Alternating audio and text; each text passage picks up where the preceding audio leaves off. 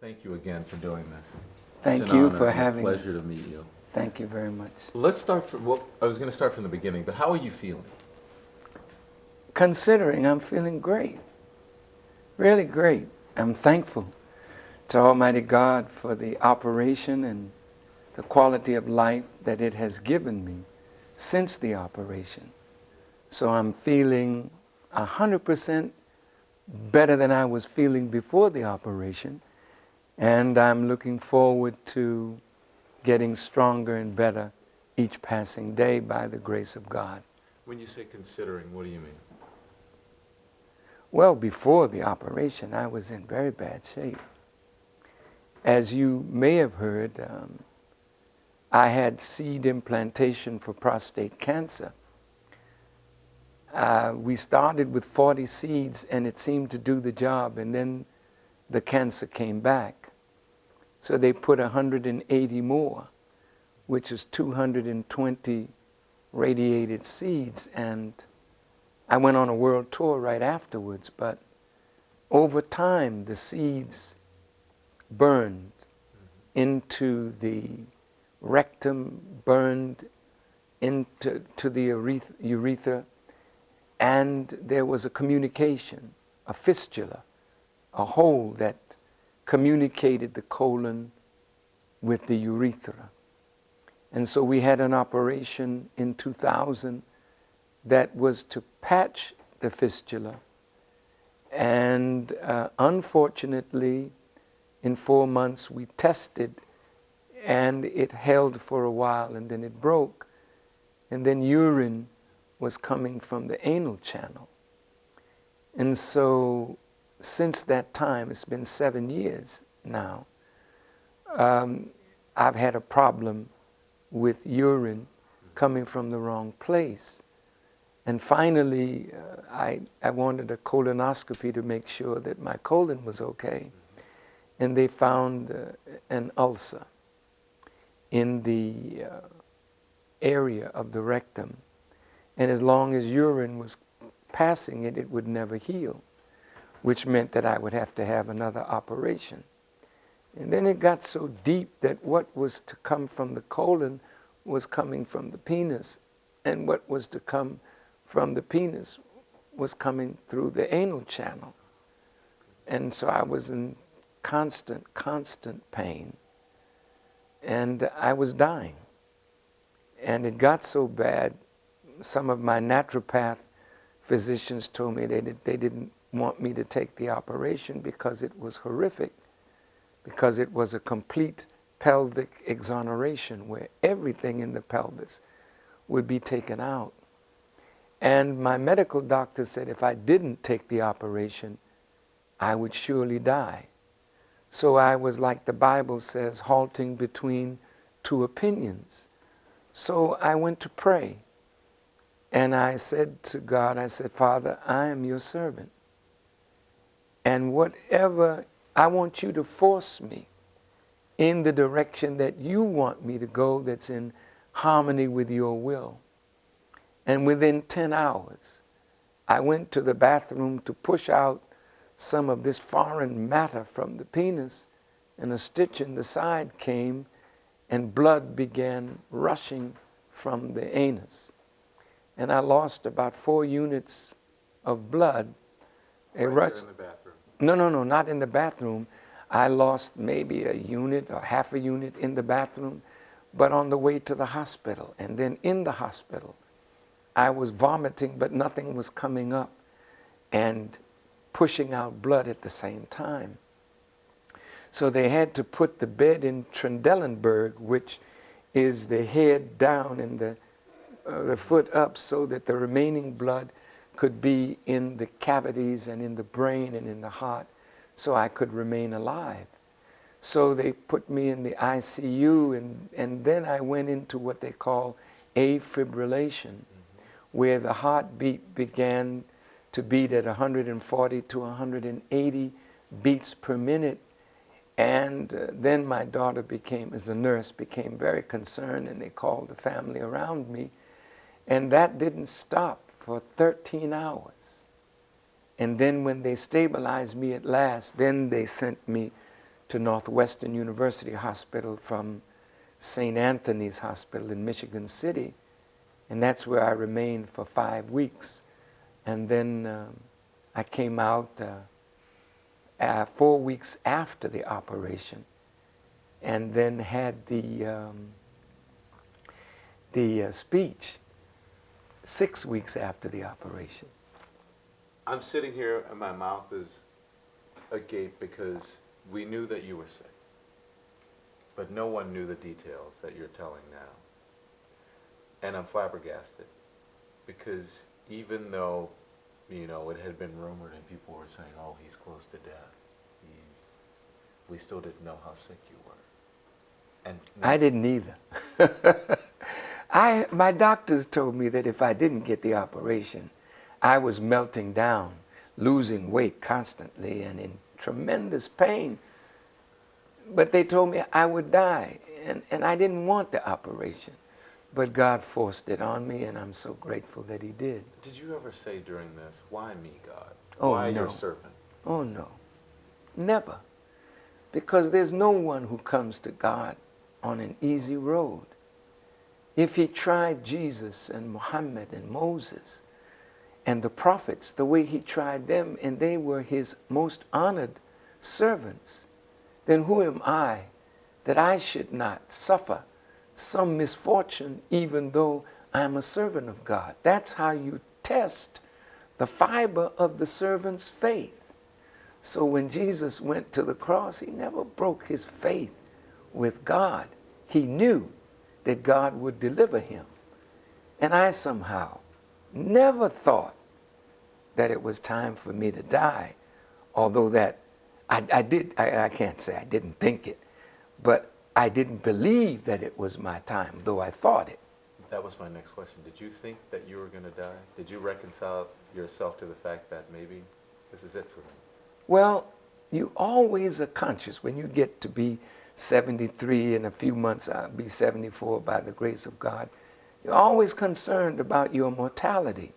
So I was trying to set things in place inside the nation in case I passed away. But I never deeply thought that I was going to die. I believed that God was going to deliver me. When you say set things in place inside the nation, like what? Let's talk about who's your predecessor? Who's going to take over the nation and lead it once you're not the leader, and God forbid that you're gone? Well, I'm not the leader now. The Honorable Elijah Muhammad is the leader, and I'm functioning every day on the guidance and the inspiration that he gave me. One of the things that Elijah Muhammad told me, when his teacher, Master Farad Muhammad, was leaving, he pressed in his hand a piece of paper. And when his teacher left, he looked at the paper, and it was the 23rd Psalm. The Lord is my shepherd, I shall not want. If God becomes your shepherd, you don't need a leader. You already have one. So when we sit at the table, a council, the head of the table was, is, and will be the Honorable Elijah Muhammad. And all I'm concerned about is whoever sits in the seat, are you infused with the ideas of Muhammad? And will you carry out those ideas? But I don't have a successor, quote unquote, picked. I'll leave that to God, and I think I'll be around a little while. So I'll have time to look at everybody quite well. Are you looking for a predecessor? Is that an active search of yours? I think any person in leadership is always concerned about what will be after him. The Quran, which is the book of scripture of the Muslims, asks the question, were you present when death visited Jacob? Of course you weren't present. I wasn't present. But God was present, so he revealed the context of Jacob's death. And he called his sons to his bedside, and he asked them, what will you serve after me? And the sons said, we will serve the God of Abraham, Isaac, and Jacob. Once he knew that they were going to follow in his path, he closed his eyes for his eternal sleep. I need to know that this is not the fiefdom of a charismatic brother who knows that he will pass away. I need to know that those around me are infused with the love of Muhammad, the love of his idea, the love of the Quran, and want to see the growth and development of the nation beyond where the minister leaves it. And I believe I have a group like that around me. Okay, then who? Oh no, I can't call a name because I'm not locked in on any one name. That's why I put a council together.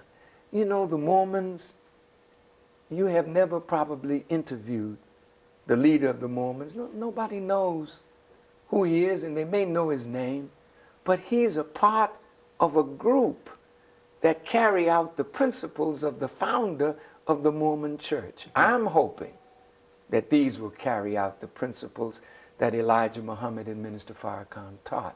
So you won't need any charismatic individual.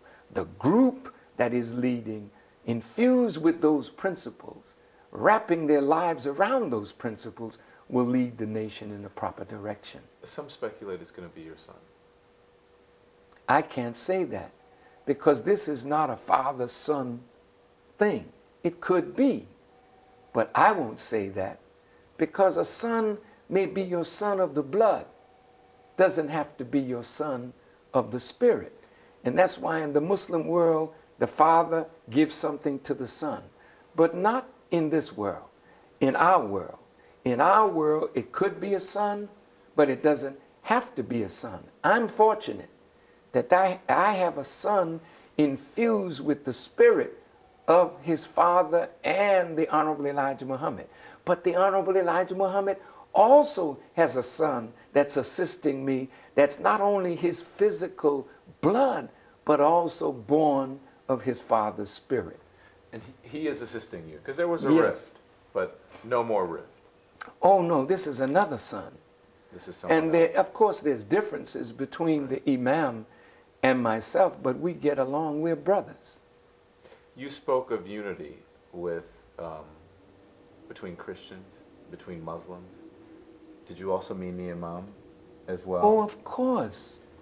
Of course, he sent greetings to the convention that we may be two communities, but we're under one God.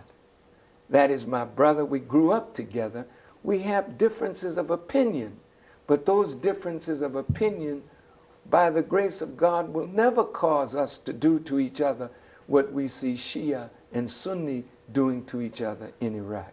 Do you ever see the two groups together? Yes. Yes, of course. In one group, Yes. one nation. Yes. Yes. It's only a matter of time. As we are all growing, we're all in school, we're all evolving. And as we evolve, we start doing this. We used to be two parallel lines, but you know, there's such a thing as a monorail. So the two parallel lines will come together eventually. All right, we're kind of getting ahead of ourselves, but since we're going on this path, you have any regrets with that when it comes to what happened after the death of Elijah Muhammad, the Honorable Elijah Muhammad, and how the two groups separated? Do you have any regrets when it comes to that or anything? Well, it's always painful when groups that were one split after the death of a great leader or the passing of a great leader. But people have to follow the drummer that they hear.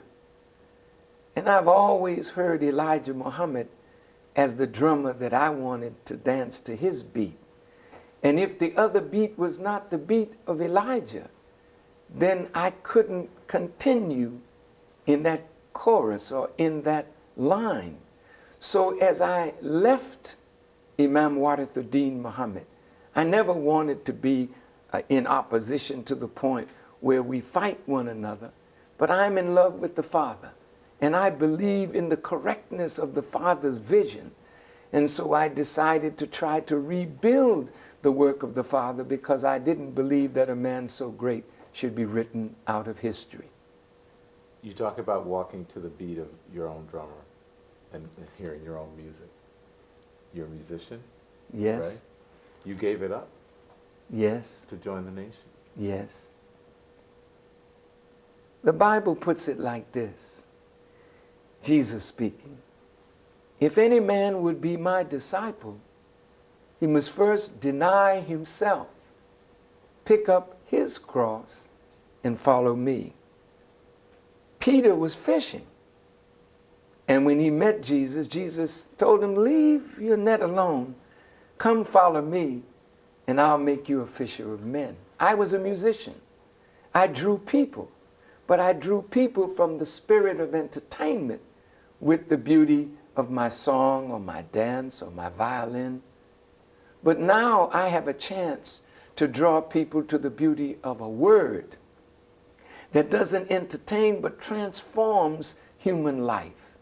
And that's so much greater to me than music. But now God has given me back my music as my life comes near to a close. So I'm working on an album now that hopefully will be released the end of this year.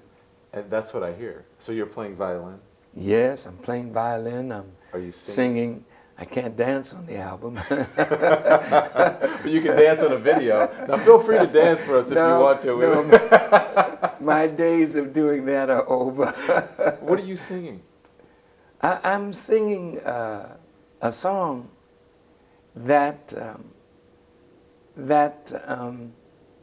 reflects the course of men's lives, and it comes from the movie Troy. But it really is a takeoff on the life of the Master. When Jesus was about to go, he gave his disciples two things that they should use in remembrance of him. One was the bread and one was the wine. And when Prophet Muhammad left, he gave his followers two things that they should look at in remembrance of him, and in doing so, they would never deviate from his path. One was the Quran, and the other was the way he lived the book. Well, this song from Troy is called Remember Me. And I wanted people to think of their brother. And you always think of persons more when they're gone.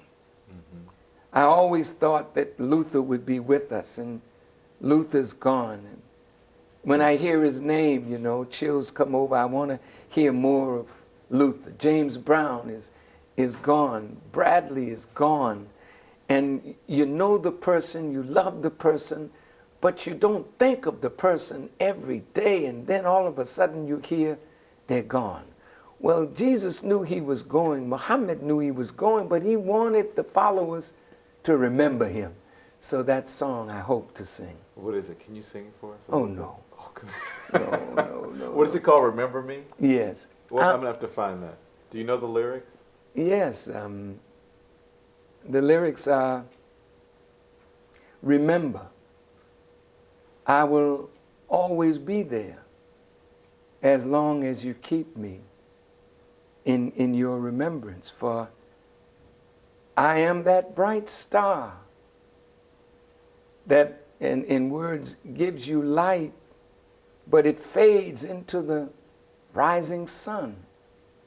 And as long as you can remember the works that I've done, then I will never die. That's not perfectly quoting the words, but that's the sentiment. And that really is about Jesus, because he's called the bright and morning star. And as long as we remember the great ones, the sacrifices that they make, then they live even though their flesh is rotting in the grave. But Minister, you know what? I would have to put you in that category as well. For someone who people would want to remember. You have to think of yourself that way, and the impact you've had on not only the country, but the world. Well, I would hope that I have done something in life to serve God and to serve my people and to serve humanity that would be remembered. And if it pleases God, when my death puts a period to my testament, then the historians, if I'm worthy, will come and gather the bits and pieces of my life and assign me my place in history if I deserve one. You really don't get your reward while you live. Mm-hmm. Most of our great ones, they died, they had audiences that loved them, but it was after their death that history corrected the wickedness of those who feared them and hated them and gave them a beautiful place in black history and in world history. So here's your chance. There are a lot of people who have a lot of opinions about you, not all positive. And I'm sure some of them some of the opinions and some of what you've heard probably hurt you deeply. Here's your chance to correct it. What do you think? People say that you're an anti-Semite. I've never been an anti-Semite. From the depth of my heart, I know that I've never hated the Jewish people. And for me to hate a Jewish person because of their faith tradition would make me less than a Muslim, less than a righteous person, and would make me a bigot and a wicked person.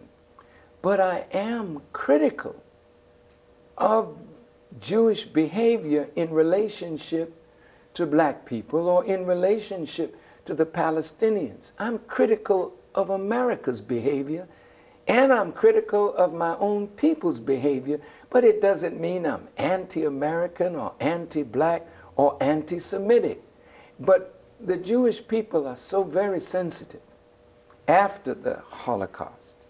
And it seems as though anyone that criticizes from a well-meaning perspective, not out of hate, but out of hope to see change in behavior, change in strategy, change in relationship. Jimmy Carter is no anti-Semite. He wrote a book hoping to contribute to the dialogue in America concerning the suffering of the Palestinian people, yet he was called an anti-Semite. And that is wrong, and that is what produces more and more dislike of those voices in the Jewish community who cry wolf every time somebody says something that's critical. Can you understand the words, though, why they might sting some people, the words that you say about Jewish people or that have been... I have never said words about the Jewish religion or about the Jewish people that I can't defend with truth. That's why dialogue is so important. I have been waiting for a dialogue for 20, I think maybe 25 years now. From 1984, 22 years. From whom?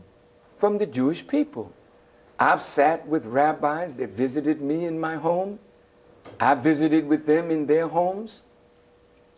But the things that they ask of me are not things that I can do. You want me to apologize, but you don't want to face me in a dialogue and show me where I'm wrong. I'm not a proud man. If you show me where I'm wrong, I'll go before the world where I made a statement and not only apologize, but I will seek your forgiveness in a repentant spirit. That's better than what America has done. That's better than what Jewish people have done in their part in the horror of the transatlantic slave trade. We've never gotten an apology. We've never gotten an apology from the United States government. Nobody wants to apologize to black people and repent of their action and do something in atonement. And when the government even tries something like affirmative action, it gets such a backlash from the white community. Oh, you're favoring them, but you've set a whole people at naught. Now what do you want to do to make up for the wrong of 400 years of injustice that have left us in a savage state. And the Honorable Elijah Muhammad taught us that a savage is a person that has lost the knowledge of self and is living the life of a beast. And when you look in the black community and you look at the black on black crime, you look at the hatred exhibited by black people for their own people, something that never existed even in the cruelest days of slavery, something has been done to us that must be repaired. And that's the work of the Honorable Elijah Muhammad, and that's my work. It's a work of repair. And the Jewish people can be such a great help in that effort if they would remember, yes, you had a part in our degradation. Why not have a part in our uplift? Why not work together with those who want to repair the damage? It's so much better if we work together. Are you sure you're sick? your voice is ringing in this room and it's vibrating. So I don't think you're ill. Well, that's my passion. That's your passion. I can feel the passion. It's coming off of you. So what would you have people do? You said dialogue. You feel that you have been misunderstood. Am I hearing you correctly? Absolutely. Absolutely. You know, there are those who have a vested interest in coloring me this way. They raise money off of me. This is a vile anti-Semite. He's anti-white. He's anti-American. He's anti-gay. But when you come in my presence, when they come in my presence, you can't feel any spirit of hatred emanating from my heart, but my words of correction, my words of rebuke, my words of exhortation, my words of condemnation of a nation that has done us wrong. That doesn't mean I don't love the country in which I was born, but I want to see change for the better of America, change for the better for my people. Do you ever think, though, you know what, I could have said that a different way. Maybe I didn't say that in a way that people would understand it or could absorb it. Yes, of course. I could have said it in a much better way. But when I came to national and international public attention, I was in a battle. People were calling me the new black Hitler. I have never pulled or plucked one hair from the eyebrow of a Jewish person. I trade with Jewish stores right now. If I can't find something that is halal, I go to the kosher store to buy the food. So please, if I were anti-Semitic, if I hated the Jewish people, I would organize boycotts against their businesses.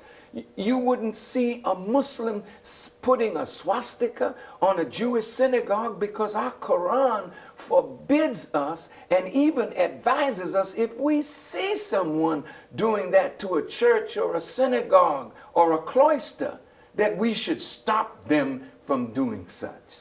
I didn't plan at all to get to even bring this up, but since we're talking about it, and I don't want this to drag on. But you say you could have said it. You could have said things better, but times were different. It was a different time. Exactly. You know, I don't know whether you're married, but if you're not, if you have a lady friend, sometimes you might get in an argument. And in the heat of the argument, you're speaking the truth that you believe, but the passion that comes in the heat of argument can sometimes distort the beauty of what you're trying to say to get that person to change some behavior that is ill-affecting you. So here I am now, 22 years later, I'm not locked in the heat of somebody calling me an anti-Semite, a black Hitler, and then members of the Jewish community, when I spoke in Los Angeles, when I spoke in New York, marching around Madison Square Garden. Who do you want? Farrakhan. How do you want him? Dead. How should I respond to that? Well, I'm a warrior. You can bring that out of me right now. If you go the wrong way with me, I'm still a warrior. Mm-hmm. I'm a warrior for truth and I'm a warrior for justice, but I'm not as passionate because the climate now is not the same as it was in 83 and 84 when Jesse Jackson threatened the status quo in terms of the Palestinian Jewish relationship within the black community when he wanted to be president. How might you say that this day if you had to re-say it? You know, there's a saying in the Bible that the real Jew is not the Jew with a circumcised male instrument. The real Jew is a person with a heart that is circumcised. And if you look at the male instrument and cut away the flesh, you can wash it easily. Disease doesn't set up in it. So it was advised in the Jewish law and in the Muslim law that the male child should be circumcised. Well, what about the circumcision of the heart? If the heart is diseased with hatred, if the heart is diseased with bigotry, if the heart is diseased with racism, even a pure word coming through a heart like that will get contaminated by the bitterness of the moment. My words were contaminated by the bitterness of that moment of hostility while I was defending myself against charges that were false then and are false now. But now you meet me in a state of peace. A man that just came back from death's door. So as that and man... Jewish people prayed for me. Rabbis prayed for me. So how then could I come out of an experience like that, where Hindus prayed, Buddhists prayed, Jews prayed, Muslims prayed, Christians, the prayer warriors in the church, went to work to see that God would bring me back. They fasted, they prayed. How could I come out of an experience like that and not feel a commitment to those who prayed for me? So the message of Jesus, though nationalistic in its inception, became universal in its application. The same with the prophet. It's the same with Louis Farrakhan. I started specifically with black people, and that is my focus. But there's no way, coming out of the experience that I have just come through, that my message should be anything but a universal message that touches black, brown, red, yellow, and white, people of all religious faiths, all ethnicities, all racial identities, with truth, coming from a heart of love, mercy, and compassion. Is there anything you're sorry for when it comes to that whole issue? The only thing I'm sorry for is the way it was taken and the way it was abused.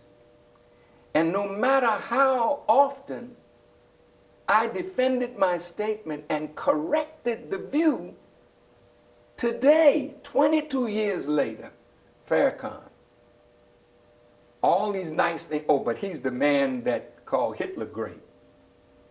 And they don't say what I actually said. He called Judaism a gutter religion. They don't say what I actually said. And no matter how I try to correct it, they keep on saying the same old thing. It's a lie that keeps building and building because I don't have control of the media. They do.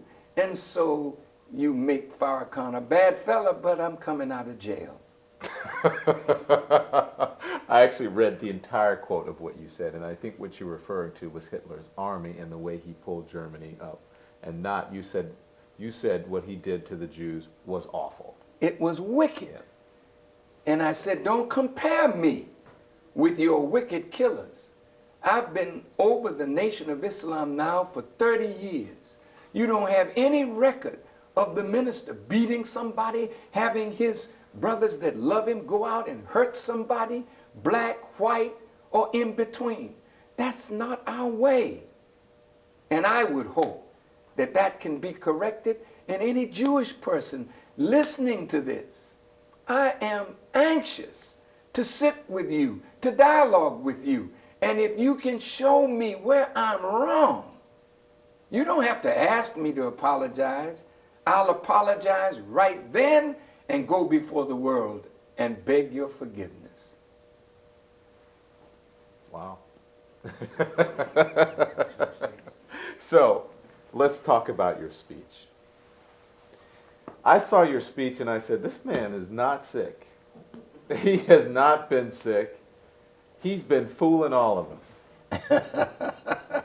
Excuse me for laughing. You know, I thought about that the other day. I said, people look at me and listen to me, they say that man was faking us out. Because so many people thought that I was going to die. And my best friend, who is my wife, she looked at the blood rushing out of me, and she too thought for a minute, maybe I wouldn't make it. I was truly at death's door. But the doctors, who were like God's angels in the way they did me, and the staff of the doctors, and the nurses and the certified nurses' assistants, they were all like God's angels the way they cared for me at Northwestern University, at St. Anthony's Hospital in Michigan City. I could not have asked for better care. And of course, my daughter, who was with me 24/7.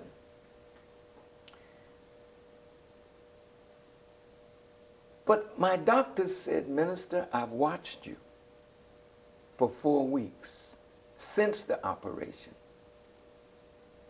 They said your operation was so complex. The only operation more difficult is a liver transplant. Now, I don't know what it takes to do a liver transplant.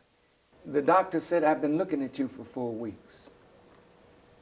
And I would never say that the operation was a success, even though, for all practical purposes, it was a great success, but there are always glitches. Mm-hmm.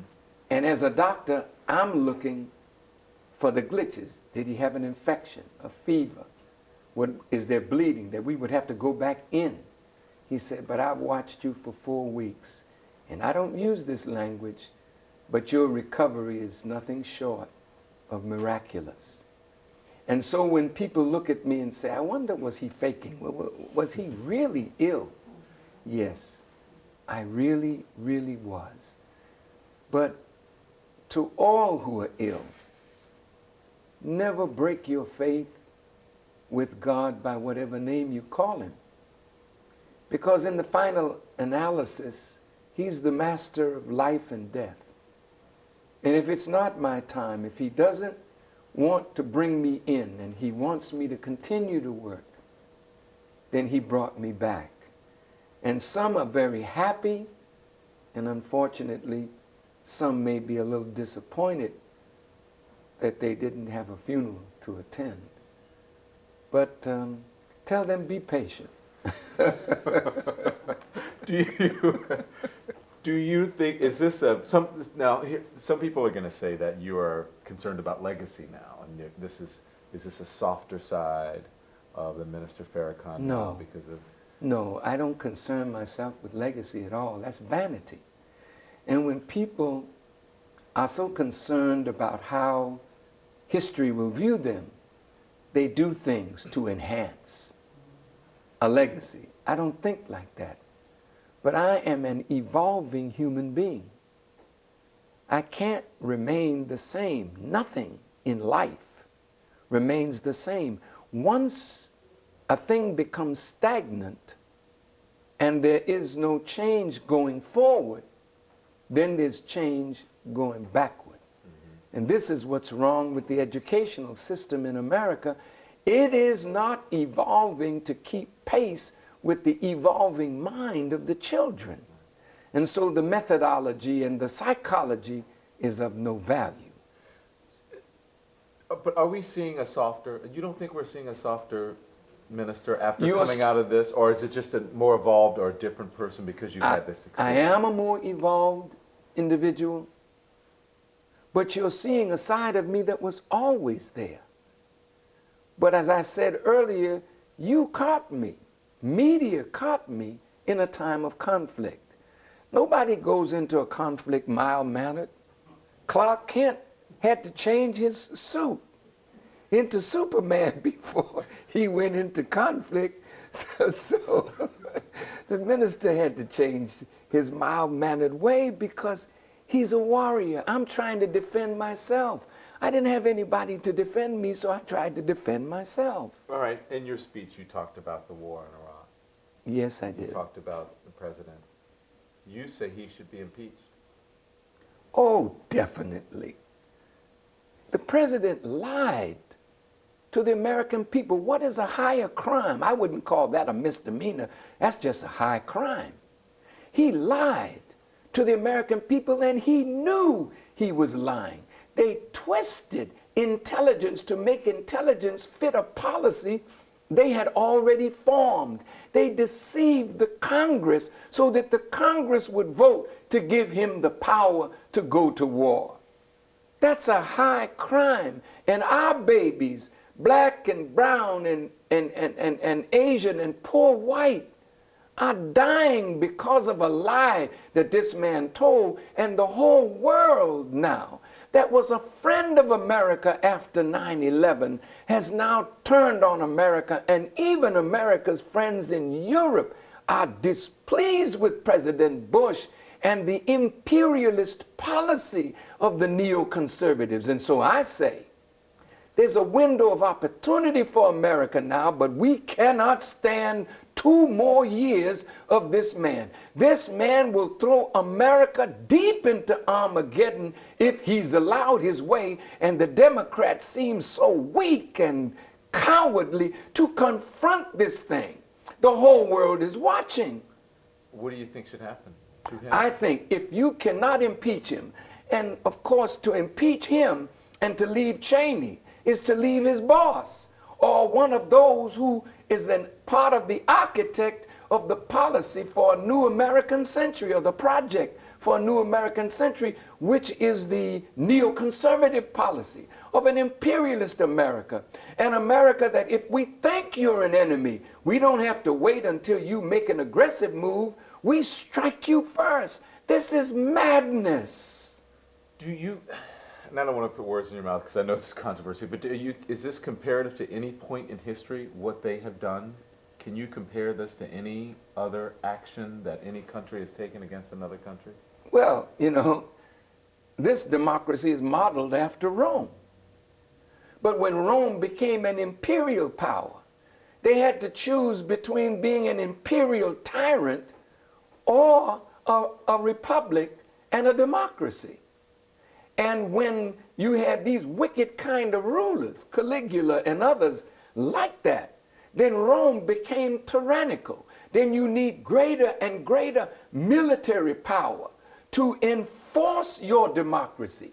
What America is doing is bringing democracy at the point of a gun. And at the point of a gun, she wants to make another country democratic, but we're losing democracy at home. This is a sickness, and I'm sorry. We need a regime change in America. I said the whole kit and caboodle, excuse that expression. I don't know where I got that one from. But Bush needs to go. Cheney needs to go. Condoleezza Rice needs to go. That whole administration needs to go, and the Democrats have a chance to obey the directive of the people that voted in November for change, and they are weak in doing it, and they'll pay a price in 2008. Why do you say Armageddon? Because we're at the door of it. I mean, we're in it now. Armageddon, as the Honorable Elijah Muhammad taught us, begins with truth clashing with falsehood. That's what's creating the division. The masses of the people are beginning to rise. And the only thing that makes the masses rise is the presence of truth. And that's why Jesus was hated, not because he just brought a new kingdom. He was hated because the poor heard him gladly. The poor hear Farrakhan. And when the poor listen to Farrakhan, whether they're poor white or poor black, it will produce a change in the way they think. Our government is wrong, and it needs to change. And if it will not change, then we need to get rid of it and put in a government that will guarantee the American people life, liberty, and the pursuit of happiness guaranteed by the Constitution. You're talking about Democrats, one of which who's running for president who lives in your very neighborhood. What do you think of him? I like him very much. I'm not saying that I'm going to vote for him, but I like him because he's fresh. He doesn't come with a lot of the baggage that those in politics, that have been in politics and been corrupted almost, or not almost, corrupted by it, sold out to the moneyed interests, sold out to the multinational corporations, sold out to the international bankers. So when you look at Bush, you think you're looking at the president.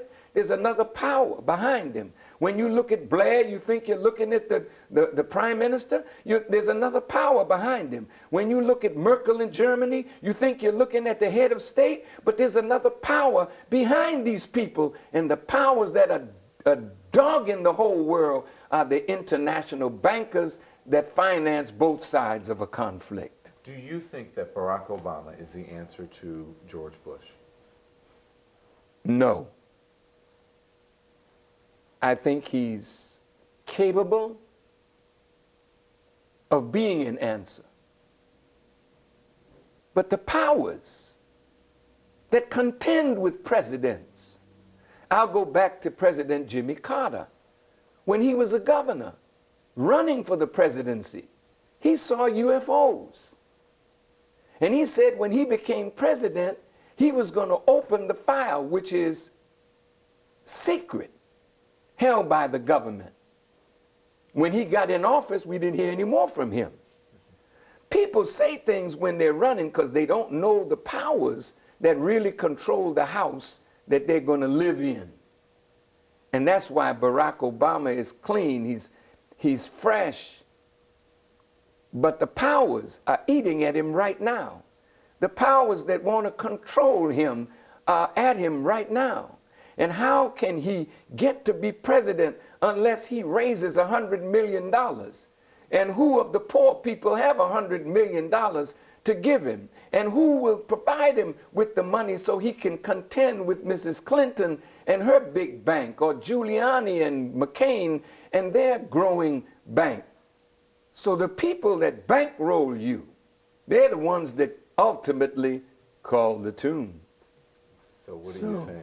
I'm saying that no matter who sits in the White House, if you don't uproot the structure that corrupts them, you still don't have a president. You have a figurehead. And frankly, that's why I say America needs a regime change. And just like you have to go into the floor when there's pipes underneath it that break and bust, you got to uproot what's under the government of the United States of America, or the American people will never have what the Constitution guarantees. Do you think Barack Obama can do that?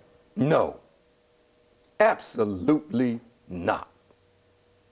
He's a good person, and he's looking at this thing with the beautiful heart, the beautiful eye of a beautiful person. He knows some of the ugliness of politics because he's been in it long enough. But the real wickedness of the face of politics, you're looking right into the face of Satan himself. And Satan doesn't intend to be uprooted by an upstart from Chicago or Miss Clinton from New York. Satan is the boss. This is his world, and he can only be uprooted by the one that is anointed with power to uproot Satan, and that is the Mahdi, or the Christ that comes into the world. Then who can do it? Who can uproot that? I just said it. But you don't. None of these. These are victims of satanic influence. Religion is controlled by Satan. That's why religion is ineffective. The divisions in the Muslim world, that's satanic. Muslim killing Muslim, Muslim bombing another mosque of a Muslim, if they did, that's un-Islamic. We've become so insane because of injustice. If we strap a bomb on ourselves and go kill another human being that didn't bother you, This is madness. And that's why the Mahdi or the Christ must come into the world to clean up religion. Because the church's garment is dirty and it needs washing. The bridegroom is coming and the bride has dirtied her garment with adultery because she's gotten in bed with the world.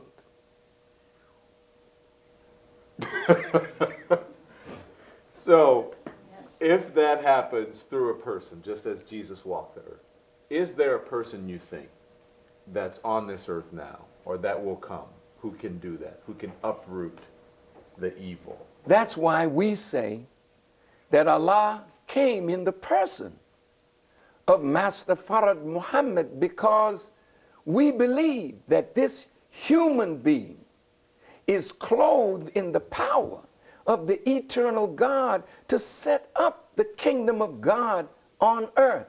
And there's no one here now that you see has those qualities. He's here. He's around. That's why the world is in the shape that it's in. That's why you see the clashing, because his aim is to set down every tyrant. And he's called in the Quran Maliki Ya'umiddin. He's master of the law of requital, master of the day of judgment, master of the day of religion. He's a human, but he's in the world to do a job, and the job is being done. The house is being divided. The house is being set up. On one side, not black and white, but on one side wrong and one side right. Which side do we want to be on? Bush is wrong. He must get right. The government is wrong. It must get right. And we in the black community, the black community is living wrong, and it must get right. We have to choose today between two signs, one of life and one of death, and if we make the wrong choice, we get the right answer. Is there someone which is death? I'm sorry. No, you don't have to apologize. So is there someone alive or someone we know of who you'd like to see in the White House? Would you like to see Barack Obama in the White House? You know, of course I would. But what I'm looking at is a reality. Put him in the White House in these troubled times. He has a good understanding of Islam. He has a good understanding of Christianity. He has a growing understanding of politics. He's so universal in the way he grew, with a black absentee father and a white present mother who nurtured him and gave him the best of education in madrasas or schools in Indonesia. But if you watch the way he went back to his absentee father's home and respected his paternal grandmother and all of his relations on that side, and the way Africa responded to this son of Africa, well, he can't just say, I'm the son of Africa. He's the son of a woman from Kansas. He's got to respect her who nurtured him. He grew up in schools in Asia. What better person to put in the White House, because black and white are at each other. But here's a man from Chicago who got the white vote in Southern Illinois. That's no lightweight thing that he did.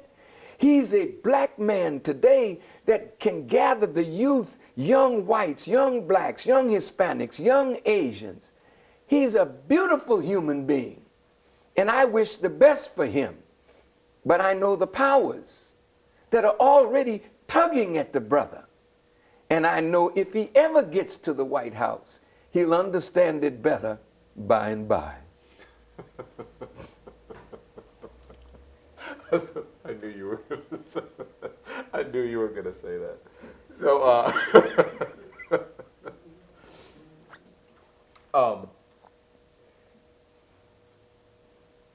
is there anything, have you spoken to him? Yes. Because I know you guys did the Million Man movement. Not recently. Right. But I have spoken with him, yes. You did the Million Man movement. I think in 95, not 95, in '05 together. I don't know that Barack Obama was present. Okay. Let's talk about the Million Man March in 1995, because I remember watching that and helicopters covering it. Is that one thing you look at as one of your most successful moments, or do you look fondly on that, or is it something that's just sort of, because that made an impact on America? Of course I look fondly at it. The motivation for it was black men. And the horrible image that was being portrayed by Hollywood of black men. We had the picture colors. We had the picture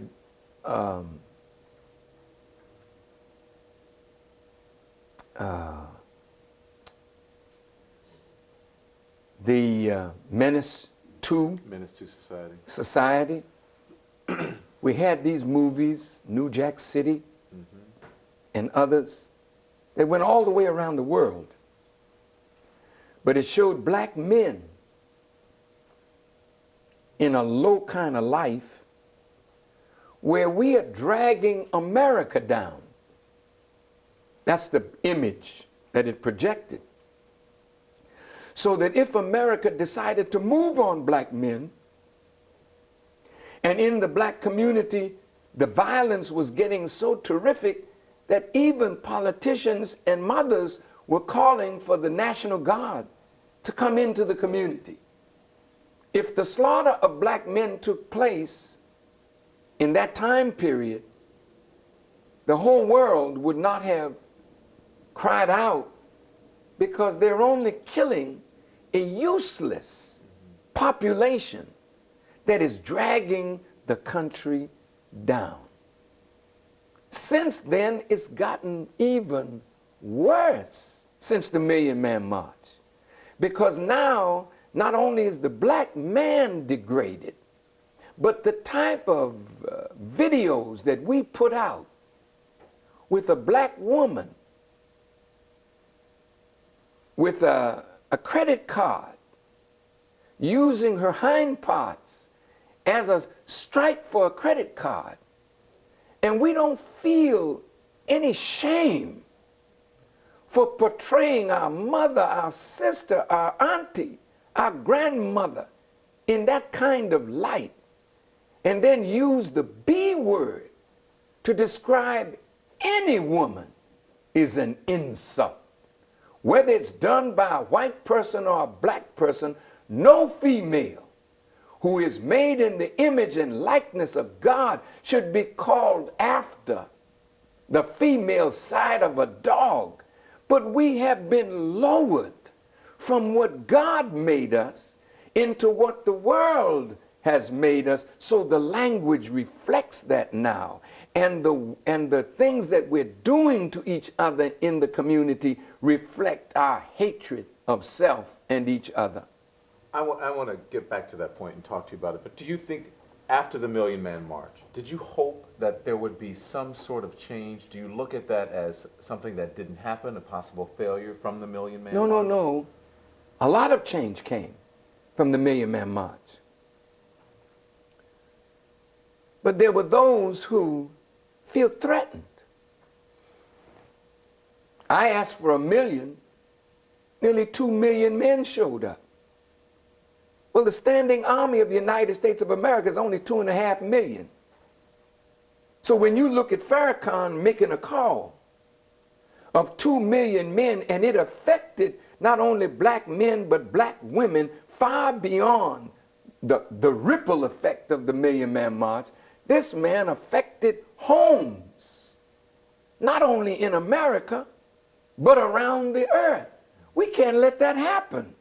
So because I am a Muslim, and 85% of those that came to the march were Christians, it was decided among certain elements of the Christian community that a Muslim should never have that kind of power to call Christians and Christians respond. So they took to the airwaves and they started referring to me in many places as the Antichrist. So when I went around, I heard this. Doors that were open to me before the Million Man March closed because all of a sudden I became a threat.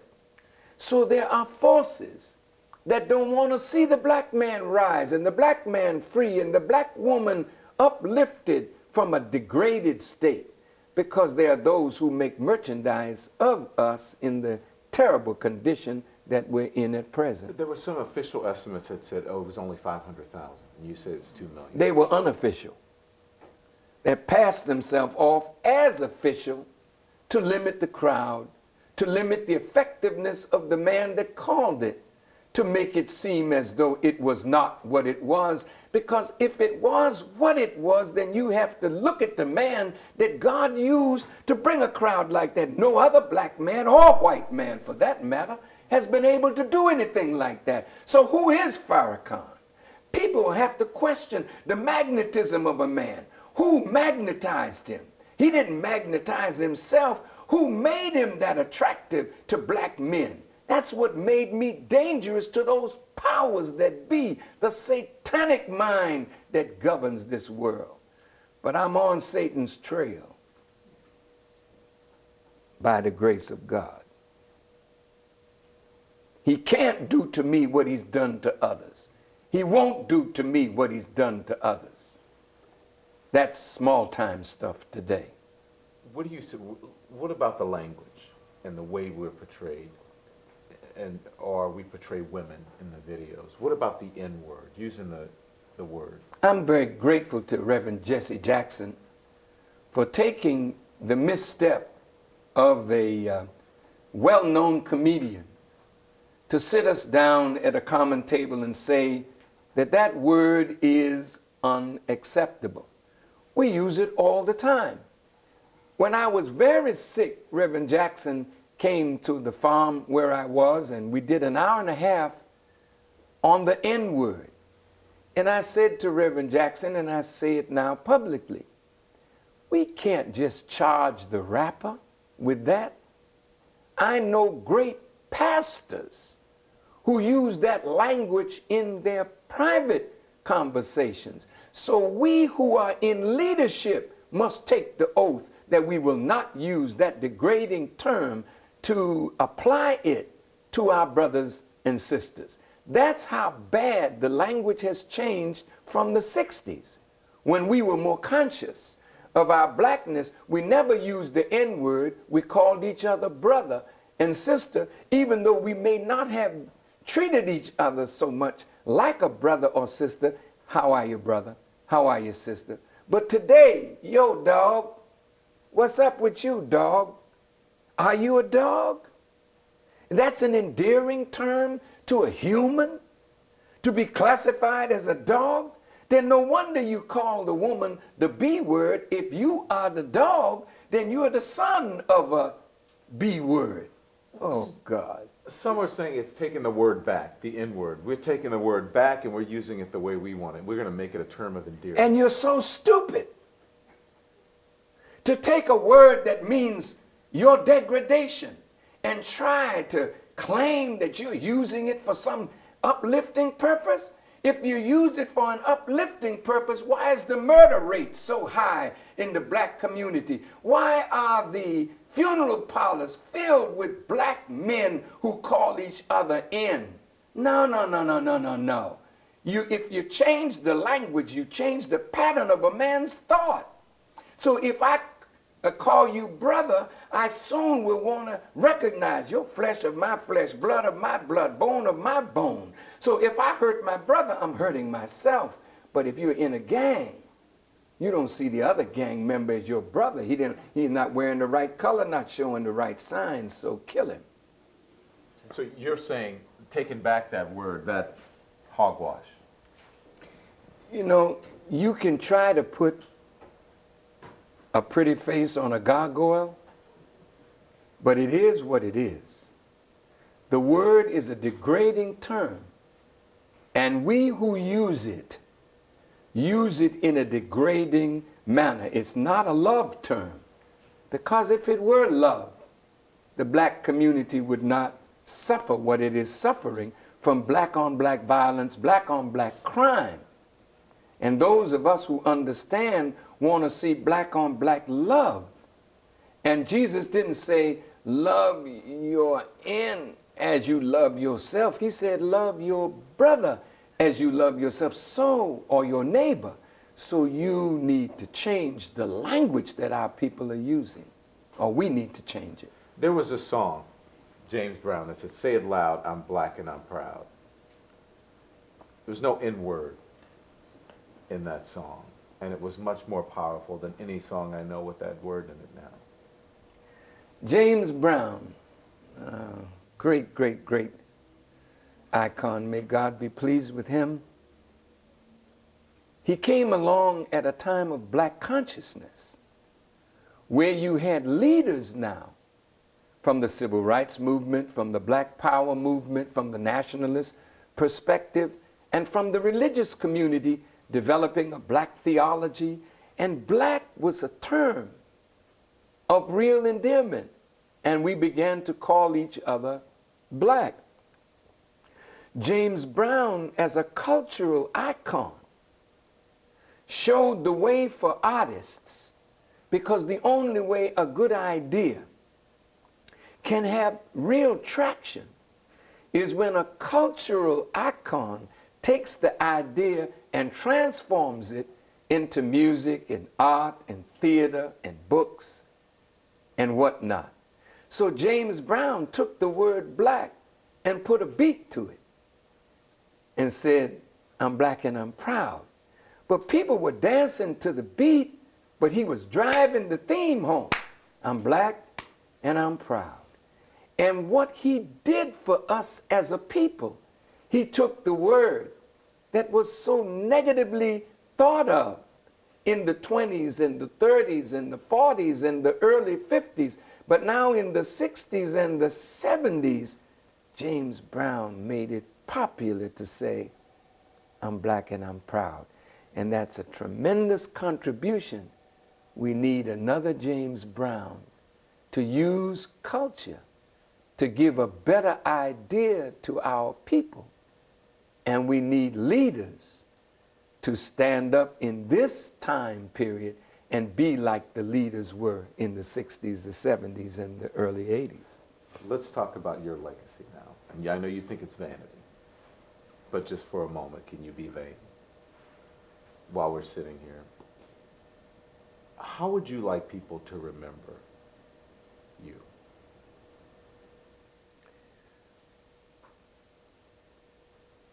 As a person, first of all and foremost, that loved God. I adore him. I am enamored to live in the majesty of his creation. I love the Word of God. And I love the people of God. I would like to be remembered as a person that was dutiful to God in his service of the most abject and fallen of human beings, my black brothers and sisters. I would like to be remembered as a man that was consistent, whom nobody could buy, and nobody could boss except God and his Christ. I refuse to bow down to man, no matter how much power you think you have. I've told my adversaries, as long as I'm with God and I stand on truth, ultimately I will be the winner, living or dead. I would like people to know me better, not just as the quote unquote fire and brimstone man, because that's the way I'm presented by media. I recently recorded with Denise Williams an arrangement by a great artist, Jerry Peters, under the direction of Charles Veal, my violin instructor and conductor and arranger.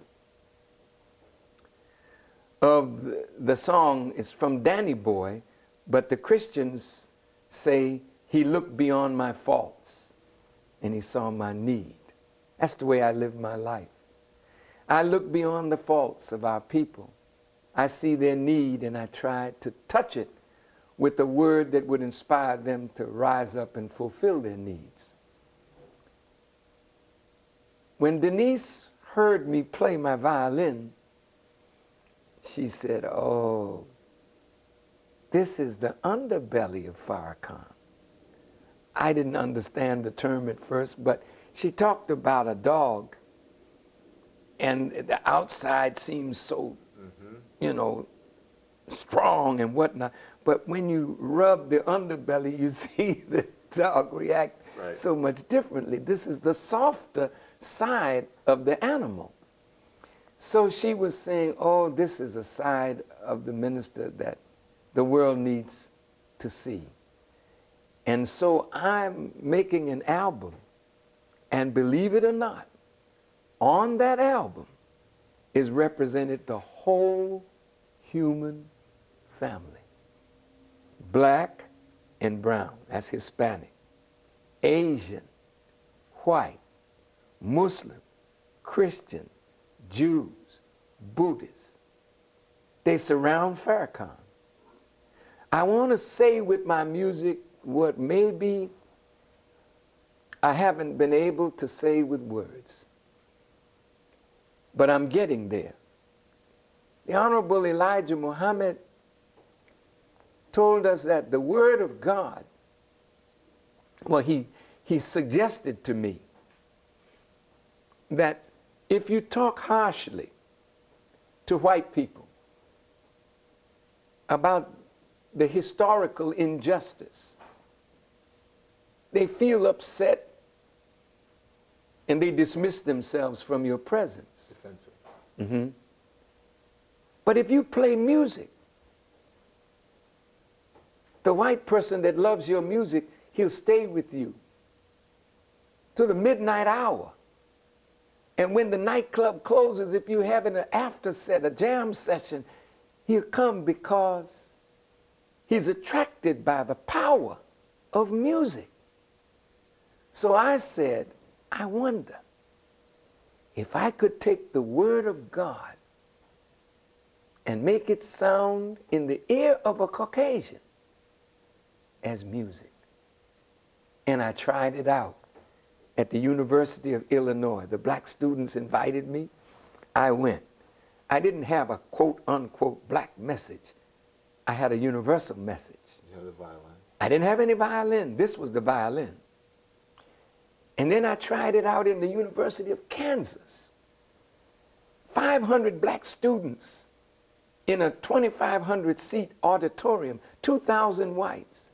And when I came in, the state troopers had to lead me in because some of the students were outside jeering me. He killed Malcolm, he did this, he's no good, he's anti-Semitic, and blah, blah, blah. When I went in and approached the stage, the 500 black students stood up and cheered me. When I finished, the whole 3,000 stood and cheered. And when I walked out the door that they were jeering me coming in, they were cheering me going out. The value of this television is it can make me ugly by the way they photograph me, or it can make me pleasant, just with a camera. The editors, because you know I've given you so much, the editors can cut it in such a way to make the minister look ugly. Because you can make Jesus look bad with a 30-second soundbite. And I've gone in churches and taken words that Jesus said and said, imagine hearing this on the nightly news. Jesus said, you can't be my disciple unless you hate your mother, hate your father, hate your sister, your brother, yea, even your own life. You're not worthy of me. Jesus, the hate teacher, was in Chicago tonight. Jesus said, think not that I come to bring peace, nay, a sword. I come to set the mother-in-law against the daughter-in-law, the son-in-law against the father-in-law. They of a man's household will be his own enemy. This is a very divisive man, this guy Jesus. Then the man is a berserker. He goes in the temple and he beats up the people that were in the temple. He drives them out. 6 o'clock news. Jesus, that violent one, came into the temple with a stick and drove out people that were just doing business. You can make anybody look bad with a 30-second sound bite. What I'm trying to say, don't do that to your brother. Kind of treat me nice. And you know what? If you really listen to my words and listen to my heart and give this piece what it deserves, the world will open its doors and I can come in and I can help America. You can't talk to Ahmadinejad, but I can. That man is not unreasonable. You can talk to him, America, but you can't bully a man that believes in God. So when you tell him all options are on the table, so what? You throw, you don't know what you're going to get back. You called Iraq a slam dunk, but you missed the basket and you lost the ball.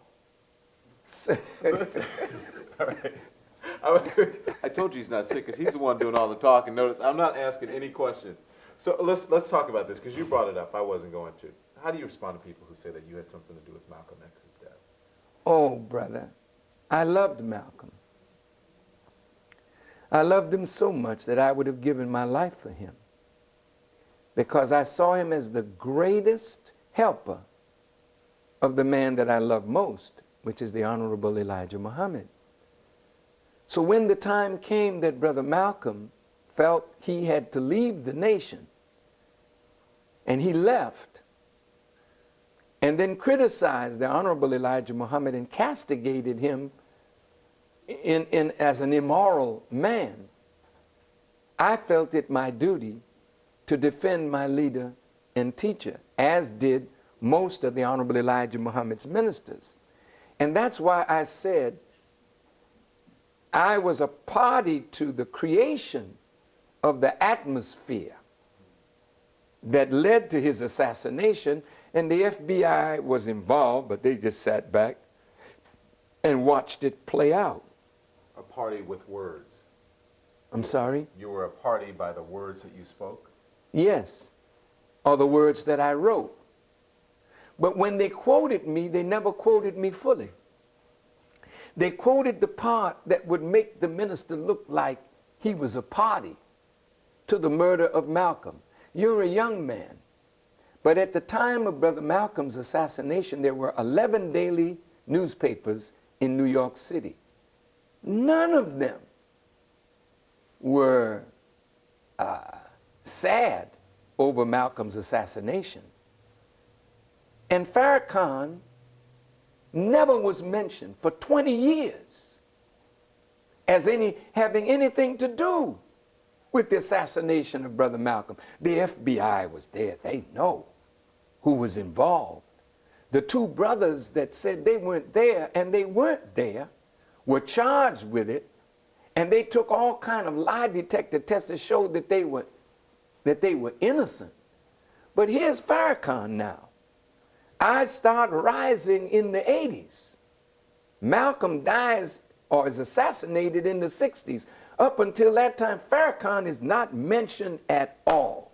But the moment that I started to rise and thousands of people began to come out to hear what I had to say, there was no so-called Negro leader on the scene that the media could use against me because my root is deep in the hood, if you pardon that expression.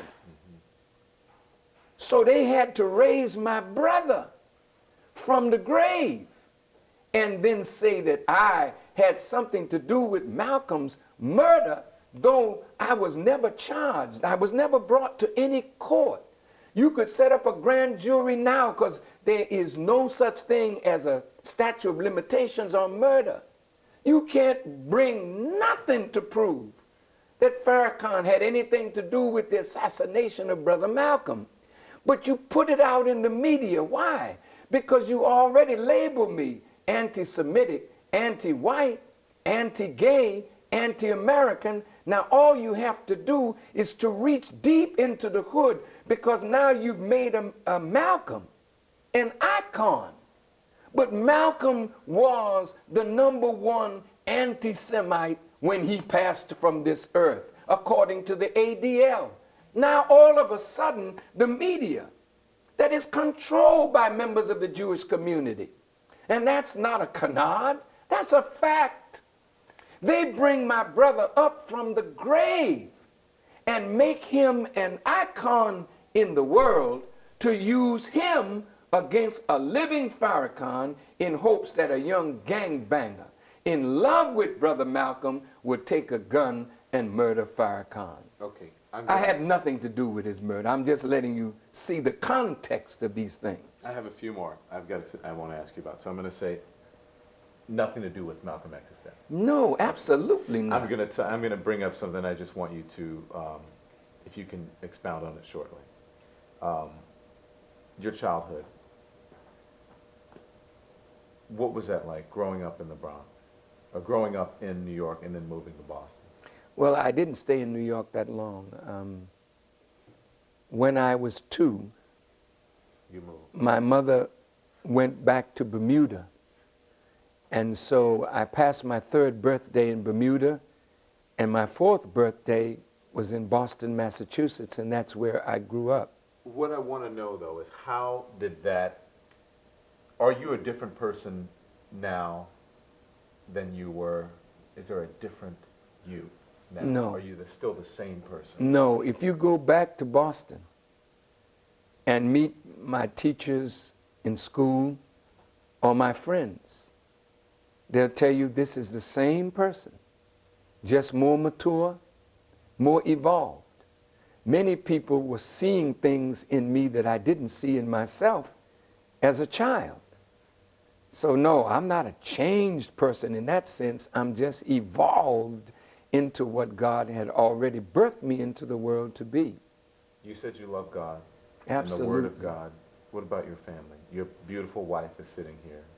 You've got children. Without a question, because my wife and my children were sacrificed for this word. And if there's anything in life that I regret, it is the lack of balance. When I became so committed to the struggle of black people, I went away from my family. And my family knew that I was always preaching some word somewhere. And I was not the father that I could have been, maybe that I should have been. Do you regret that? Of course I do. But my wife was the mother, the teacher, the guide, the friend that took up for me in my absence and made my children to know that Daddy wasn't out cavorting, Daddy was teaching, Daddy was doing this. So my children, even though they felt something of missing their father, they loved me so much that today you look at my children. There are many children. One person that met my family said, you know, minister, there are many children that love their parents, but they're not loyal to their parents. And what I found in your family is not only love, but a great sense of loyalty. Do you think Elijah Muhammad would be proud of you and what you've done with the nation? I hope so. I can't judge myself better than he can judge me.